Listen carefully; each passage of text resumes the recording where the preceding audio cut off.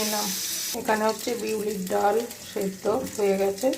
এখানে আদা, পোস্ত, টমেটো, কাঁচা লঙ্কা, চারমগজ, কাজু বাদাম আর একটু সামান্য জিরের গুঁড়ো দেওয়া আছে। তো তেলে কিন্তু বাটার দেওয়া আছে, জিরে, তেজপাতা, লঙ্কা ফোড়ন দিলাম। এবার এটাকে একটু কষবো।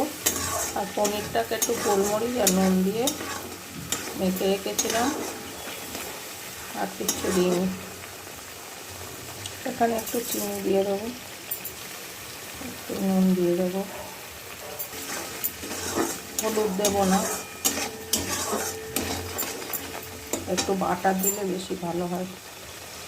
আর বিউলির ডাল করবো, তার জন্য আদা, টমেটো আর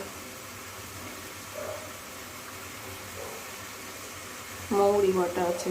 আর এই যে হিং দেবো, হিং দিয়ে করলে তো ভালোই হয়।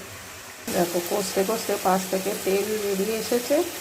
একটু বাটার দিয়ে করলে সত্যি খুব ভালো হয়। নামানোর আগে তো একটু বাটার দেবই।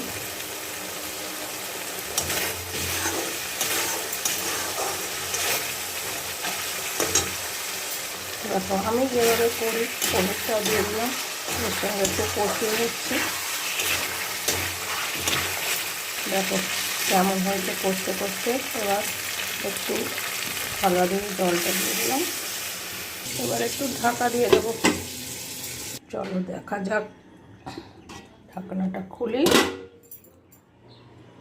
তোমাদের এটা দেখাইনি, এর মধ্যে একটু মটরশুঁটিও দিয়েছি, তোমরা দেবে। এবার একটু বাটার আর একটু গরম মশলা দেবো। একটু বাটার দিয়ে দিচ্ছি, বাটার দিলাম।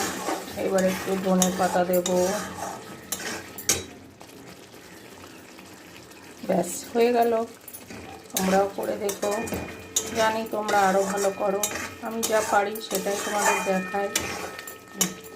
ব্যাস দেখো কী নাম দেওয়া যায় বলো, কেমন হয়েছে জানিও বন্ধুরা।